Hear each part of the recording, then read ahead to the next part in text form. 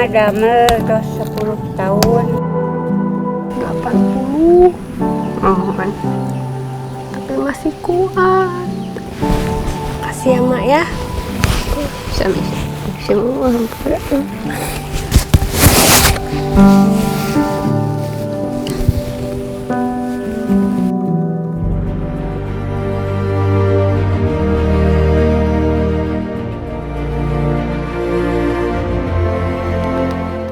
Aktivitas penambangan batu di Desa Sukarame, Kecamatan Caringin, Kabupaten Garut masih terus berlangsung selama pandemi. Kegiatan menambang batu yang membutuhkan kekuatan fisik ini justru banyak dilakukan oleh ibu-ibu berusia lanjut. Rukmah salah satunya. Mah damel dos 10 tahun. 10 tahun. Udah lama berarti, Mak. Sering ini nggak sakit? Saya aja baru pertama sakit begini. Iya. Apa aja yang sakit badannya? Ya cangkeng.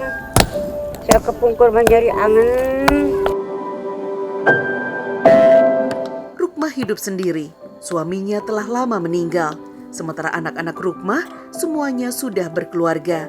Mereka tinggal jauh dari desa. Untuk mengisi hari-harinya, Rukmah bekerja menambang batu untuk mendapatkan penghasilan. Ia sama sekali tidak mau merepotkan anak-anaknya. Bu, ini dicari yang seperti apa ini batunya? Ada jambil, metrek. Kaum laki-laki bekerja memecah batu-batu besar, sementara kaum perempuan memecah batu yang lebih kecil. Misi, Bu. Kalau lagi nyingkul pasir ini ya?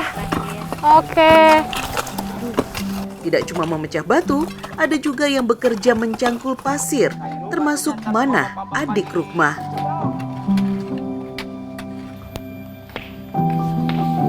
Pasir yang telah dikumpulkan kemudian disaring dan dipisahkan dari batu-batuan kecil.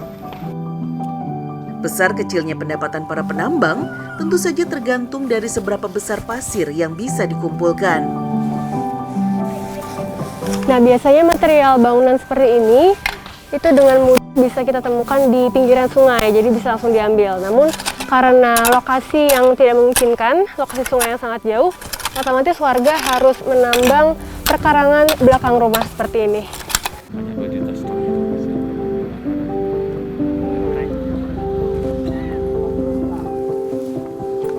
Untuk mengumpulkan 1 kubik pasir atau 1 mobil bak terbuka dibutuhkan waktu sekitar 3 hari. Jika sudah terkumpul, penambang tidak perlu menjualnya keluar desa karena sudah ada pembeli yang datang. Manah dan ibu-ibu lainnya langsung saja mengangkut pasir naik ke atas mobil. Bis.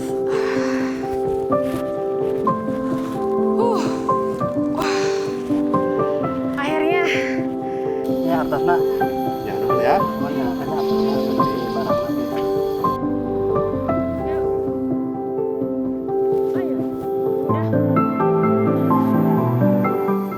Oh, nah. Ya mak, pak dulu mek. Ya, nampi. Dan pak eta pasir. Ya, nampi. Oh, ini upahnya, Kang? Iya. 10.000 buat berapa ini? Ya barusan berapa yang naikin ke mobil? 10.000 dibagi itu. Ini 10.000 dibagi banyak. Iya. 7 orang loh ini, Kang? Iya. 7 orang. Loh, berarti 10.000 dibagi 7? Iya. Dibagi 7 beneran ini, Kang? Ya, nampi. Bener. Nampinya. Iya, iya.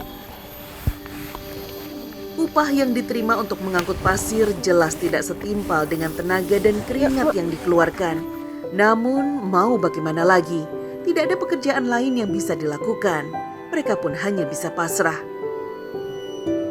Selama menambang batu, Manah seringkali memegangi kaki kanannya. Rupanya ia menahan rasa sakit karena terjatuh beberapa waktu lalu. Ibu kakinya sakit ini. Bersama Rukmah, saya pun lalu mengantarkannya pulang. Buminya di mana rumahnya? Di kamarnya. Oh ya udah, saya antar ya Bu ya. Iya. Ayo. Tempat tinggal Rukmah dan Manah bersebelahan, tidak jauh dari area tambang. Hanya saja, jalanannya cukup terjal dan berliku. Jelas cukup menyulitkan fisik mereka yang sudah tidak muda lagi.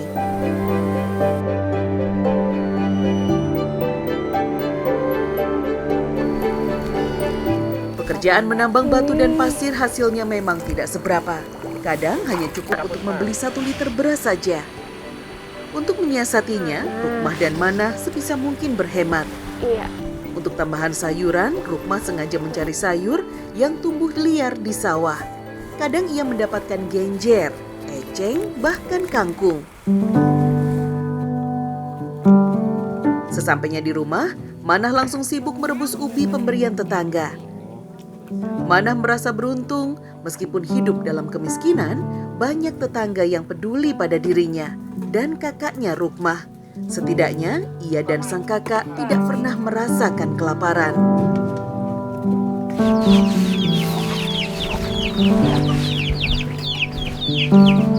Yuk. Tidak lama berselang, Rukmah datang membawa eceng sawah. Eceng sawah lalu dicuci bersih untuk kemudian ditumis dengan bumbu seadanya.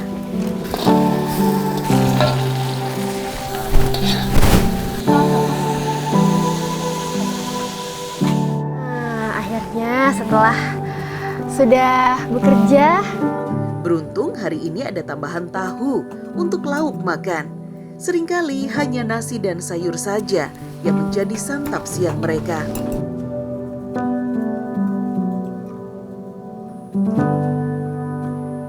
Mah udah kuat ya, 80. Oh, kan. Tapi masih kuat. Hebat. Có đứa là yang chịu kayak mam deh. Untuk kayak mam.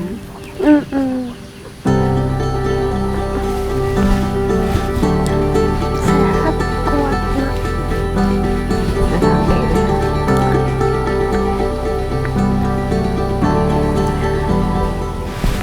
Kasih ya, Mak ya.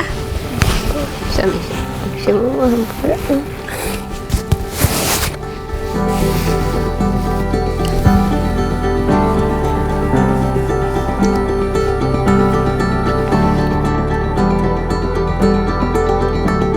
Pahit getirnya kehidupan sudah Manah dan Rukmah rasakan sedari muda. Tidak sedikit pun mereka mengeluh. Mereka menjalani hidup dengan sabar dan ikhlas. Kini, di masa tuanya, Manah dan Rukmah kerap kali merasa kesepian. Sementara anak dan cucu mereka tidak bisa sering-sering pulang. Entah sampai kapan Rukmah dan Manah bisa bertahan di tengah beban hidup yang semakin berat. Sudah selayaknya pemerintah setempat mengulurkan tangan untuk memberikan bantuan.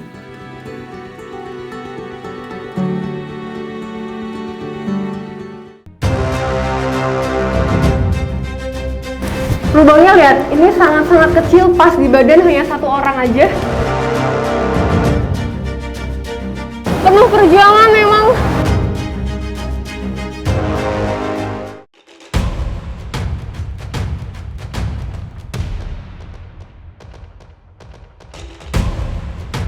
Sejak tahun 2000 lalu, sebagian warga desa Karangwangi, Kecamatan Mekar Mukti, Kabupaten Garut, Jawa Barat, menggantungkan hidup dari sarang burung seriti dan walet. Pekerjaan mencari dan mengumpulkan sarang seriti dan walet bukan perkara mudah. Maklum saja, 2 jenis burung yang masih berkeluarga dekat ini bersarang di tempat yang sulit dijangkau, di tebing-tebing goa di tepian laut. Untuk mencapainya tentu saja membutuhkan nyali yang tinggi karena sangat berbahaya. Bersama Iskandar, Sunaria, dan Lopi, saya akan ikut memanen sarang seriti di sekitar pantai Karangtepas.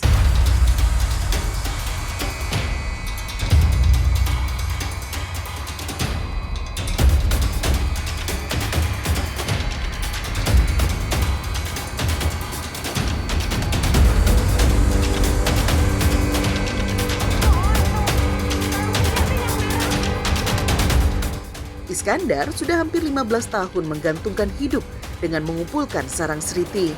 Dibantu Sunaria dan Lopi, Iskandar beruntung goa miliknya masih terus saja menghasilkan sarang, meski nilainya tidak lagi setinggi dulu.